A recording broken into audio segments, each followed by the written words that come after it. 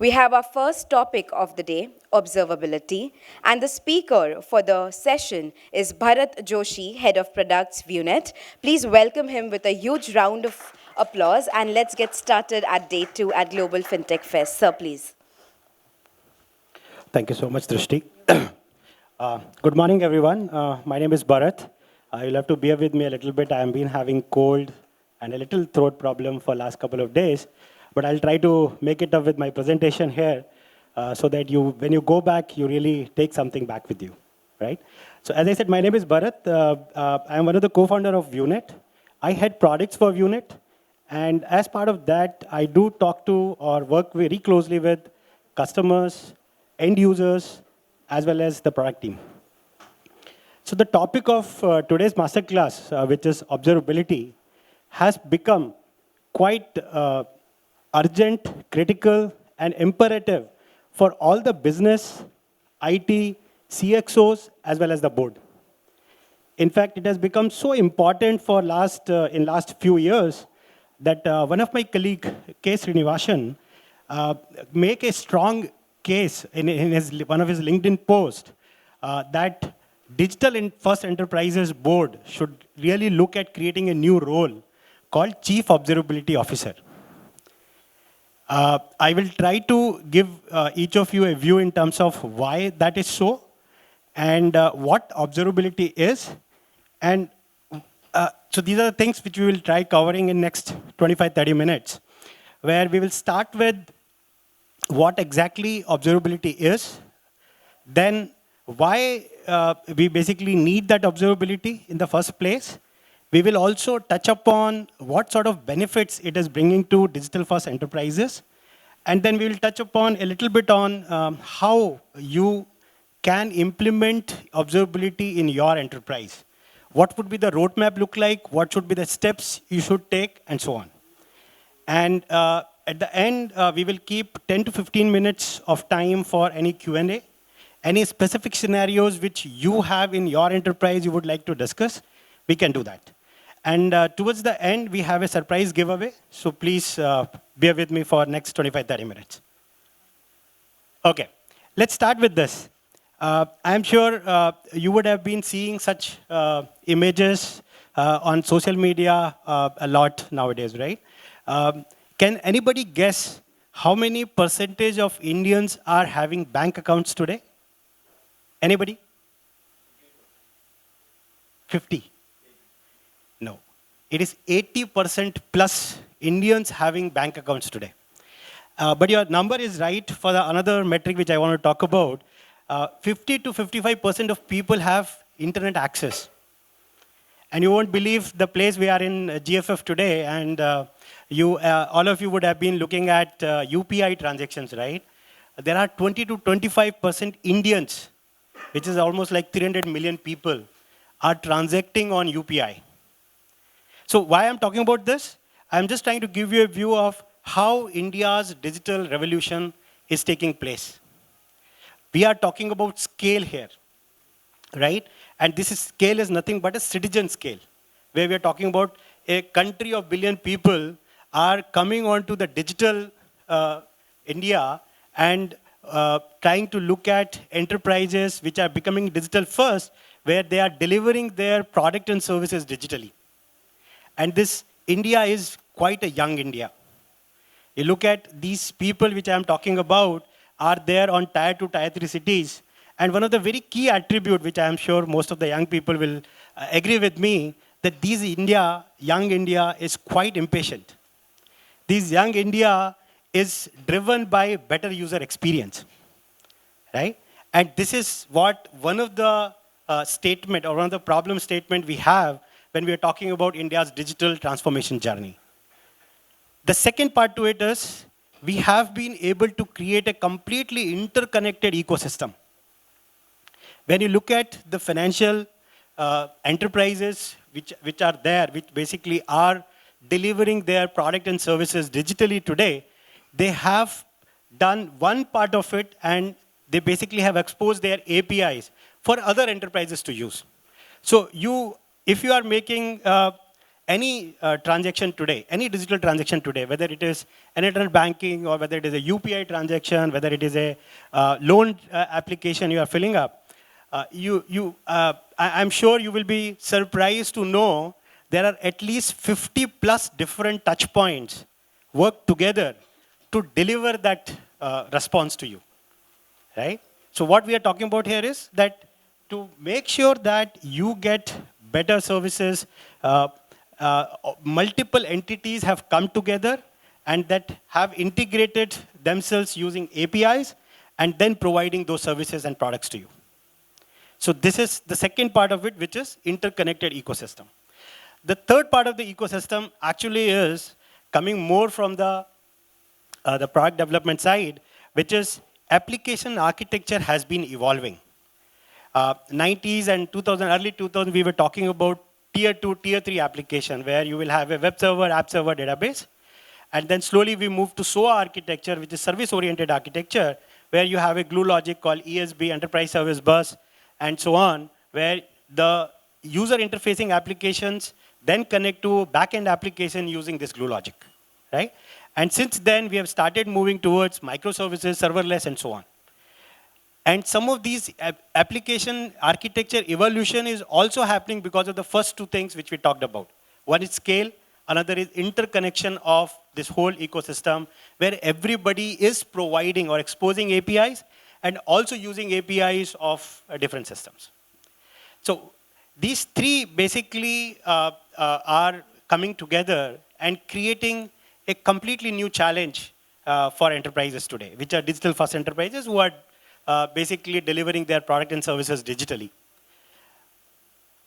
Basically, it has created some sort of a new normal where in such a complex environment, where we are talking about a citizen scale, we are talking about architecture of application and infrastructure is completely evolved or evolving on daily basis.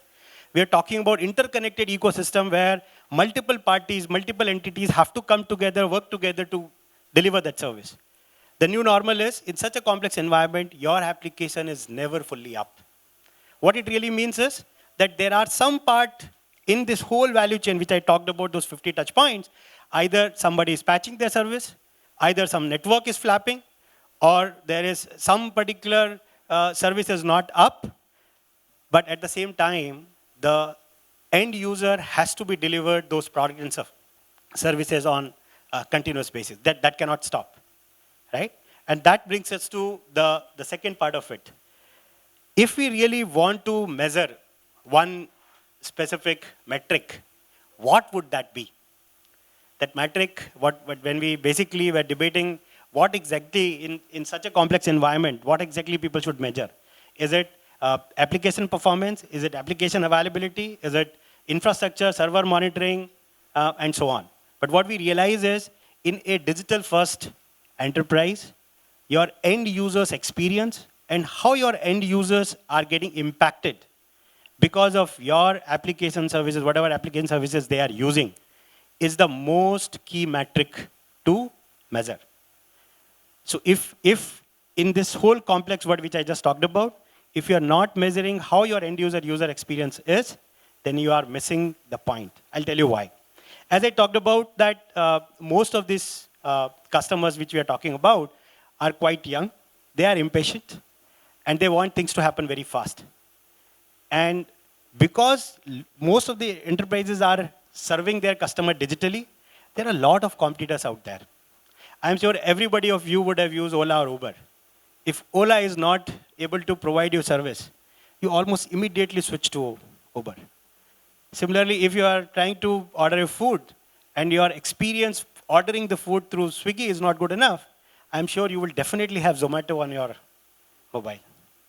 So you see the impact it is creating. So what is happening is, a bad user experience creates an impact or impacts your top line as well as bottom line.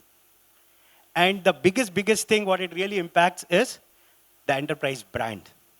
I am sure all of you would have gone through Twitter or LinkedIn where people are bashing one company or the other for their product and services, that things are not working for me and you promised A, B, C, D and nothing is happening, right? So that is what is becoming the biggest challenge. And this is an outside-in view, from the end user perspective. The second view, which is from the IT operations perspective, which is an inside out view, is that all these applications must be delivered reliably, must be available almost 100% of the time. 99.99 is also not enough. Because if your application is not available, and if your users are not able to transact, again, it is hitting your bottom line and top line, right? So having said this, I just wanted to give you a quick view in terms of what is it that being done today. How currently people are monitoring. So people are actually monitoring using a traditional monitoring methods like I will monitor my application performance using bytecode instrumentation. I will monitor my server infrastructure using threshold-based monitoring and so on. But that is not enough. In the new normal, using monitoring, just monitoring is not enough.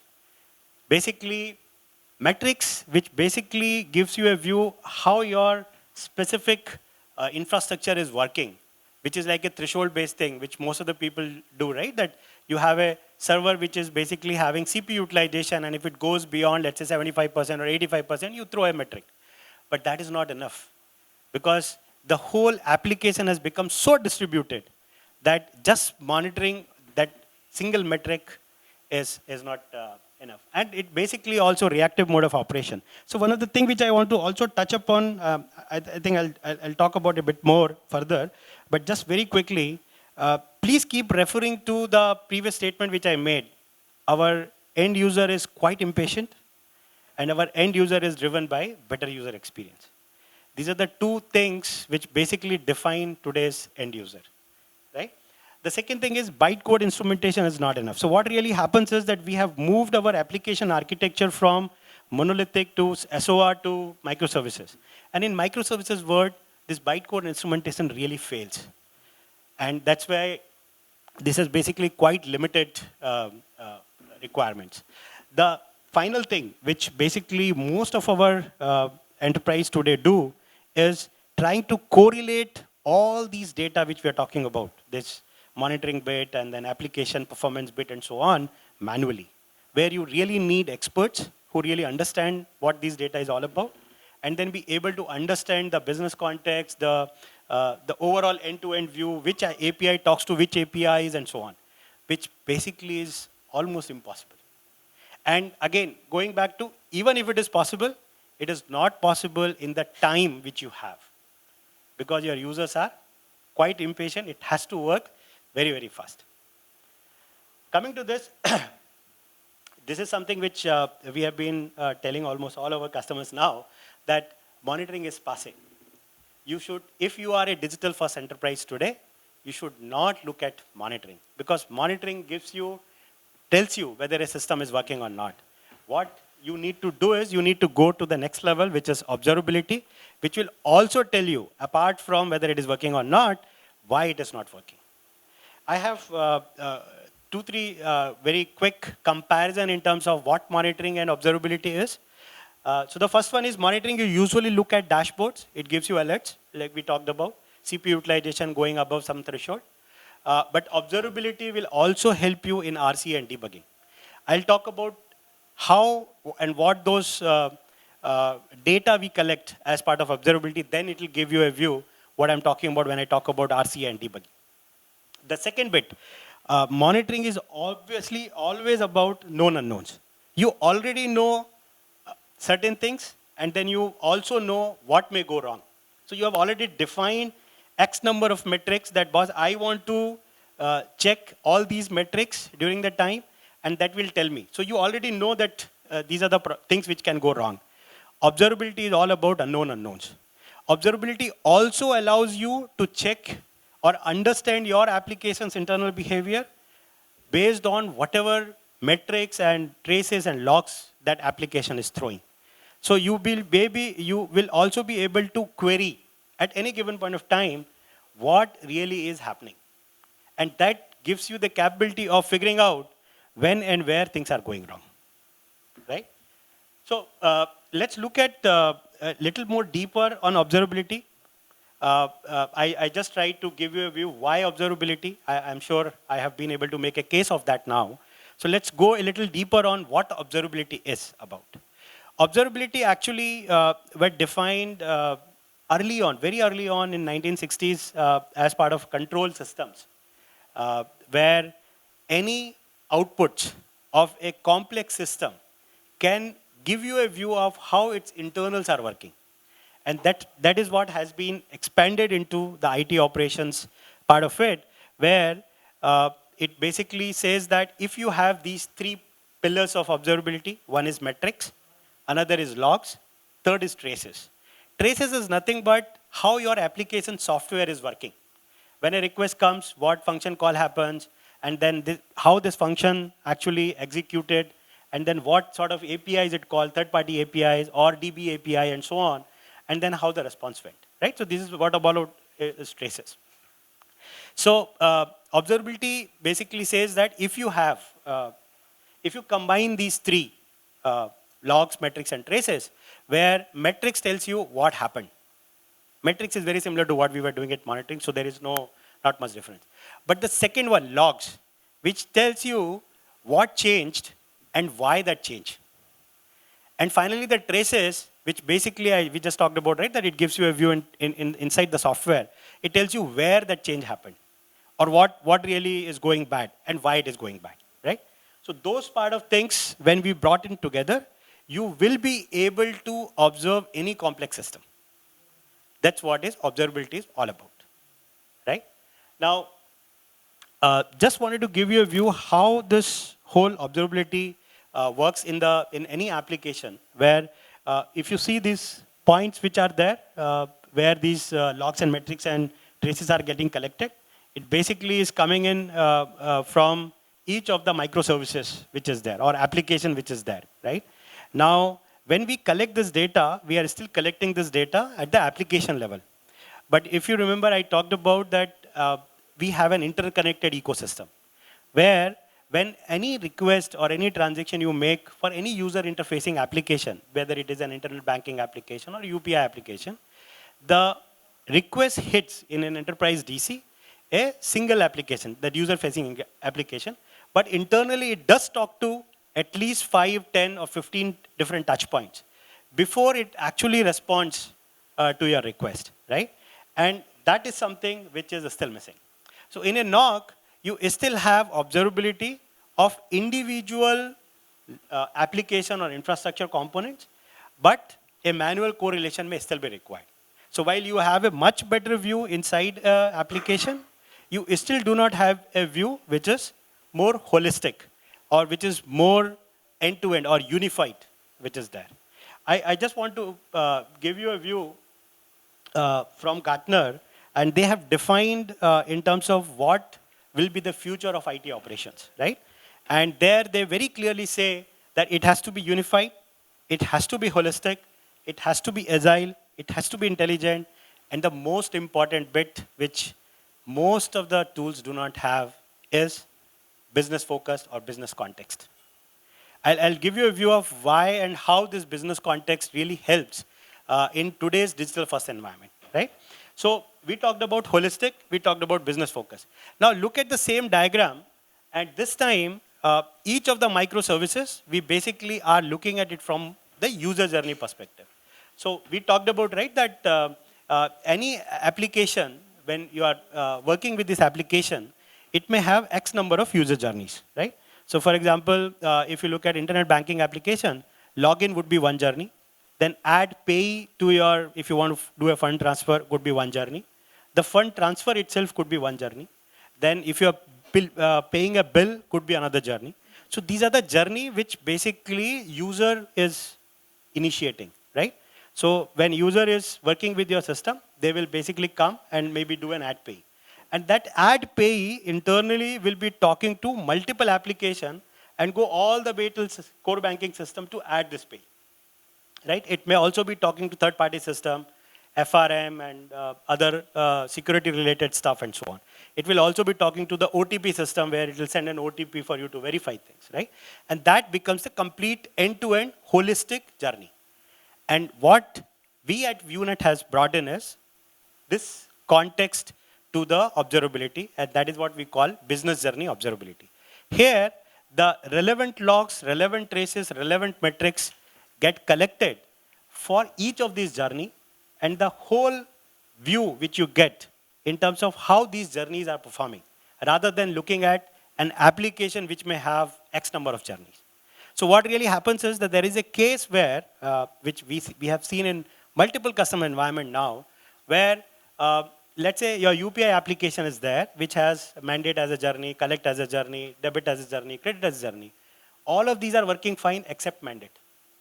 But if you are doing an application level monitoring only, then you may not see that because the mandate transaction might be only 1% or less than 1%. But if you are looking at the journey level, then you get a view that boss 100% failures are happening on the mandate journey. And that's the view you need today. Maybe because we talked about, again, interconnected ecosystem, maybe the mandate journey, when it talks to a third-party API, that third-party API is failing, right? So it becomes very important to look at it at the journey level.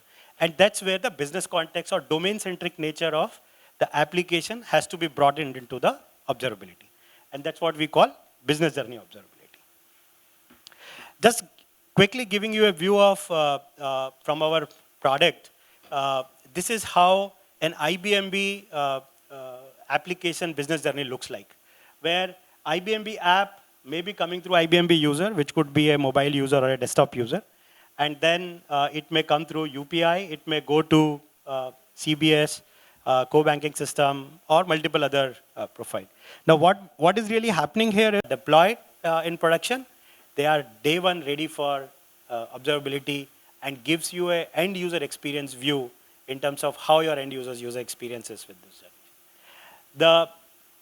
The final thing which almost every industry is moving towards, AI and automation, which is very, very important for IT operations. Once you have a view, what exactly is failing? And if you figure out that whenever this fails, I do this, it is very, very easy or simple to make sure that you can bring in automation and then make sure that whenever those problems happen, can be rectified almost on very, very quickly. Okay, very quickly, a minute on VuNet. VuNet is having a business journey observability platform. We basically, the platform, as we talked about observability, we monitors applications, banking applications, and digital payments, transaction applications, and so on. Today, our product at different customer environment, monitoring almost 20 to 25% of India's digital payments, which amounts to almost 12 billion transactions a month. We basically also ingest log data, which is tuned to almost 20 terabyte per day basis. So we have proven that our product works at scale, right? And we do provide a complete end-to-end business journey observability to a lot of our customers. From the industry accolade perspective, I just want to mention one thing. We are the only South Asian company to be named in AIOps reports by Gartner, and we are named in 6 or 7 reports. Very recently, there is a report coming in from another analyst where we are again mentioned as a challenger in the AIOps category. This is the last one, the surprise which I was talking about.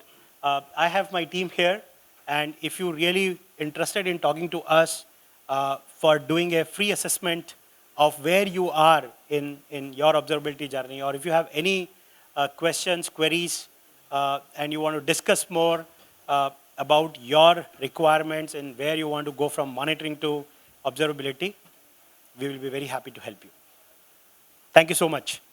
If you can give some pointers up there. So yeah, so there are 3 observability pillars we talked about, right? Metrics, logs, and traces. So there are 2 things which are very, very important when we are talking about development team who is developing these applications. One is the logs. Can we standardize the logs, as well as logs having enough business context added into it? So just to give you a very simple example, if let's say a transaction comes in, can logs talks about what type of transaction it is, where it is coming from, and so on. Whatever is the context of that application is, right? That is one part. So they have to standardize the logs so that it gives you much deeper, better business context for those transactions or requests which is coming in. Second part is the traces bit. So there are open standards now available called Open Telemetry. And there are other ones which are Zipk and Eger sort of instrumentation agents available, which can actually be plugged in at the time of development itself, so that they start emitting this traces information in the right way, and which will basically pave the way to having a full-fledged observability for your applications. Yeah, please. You talked about the interconnected systems, right? API talking from one system to other. Yes. In case of UPI transactions, where you have PPAS and then PFs, PSPs, payer, pay bank, and NPCS. Right. How do you get the end-to-end observability? So sorry if I gave you any misconception. What I said is, we basically be able to do this within the enterprise DC. So because it is going beyond enterprise DC, what we do is we monitor the API which is getting called. So what happens is that if I am calling an API which is, let's say, going to a remitter bank or a beneficiary bank, right? We will monitor that what is the success rate or failure rate of this. Second thing we monitor is the latency. How much time that request turnaround is taking. And the failure part, you basically be also able to figure out whether it is a technical failure or it's a business failure. That happens based on the response code. So with this information, while I will be able to give you much deeper information within my DC, but I will be able to give you a view of when I am talking to another interconnected API, how that API is performing. Yeah? All right. Yeah. But can this observability be as an API for the external ecosystem as well? Because you said it's within the DC, right? Yes. So if the UPI ecosystem is open, now it will be more open to other ecosystems. Very good question.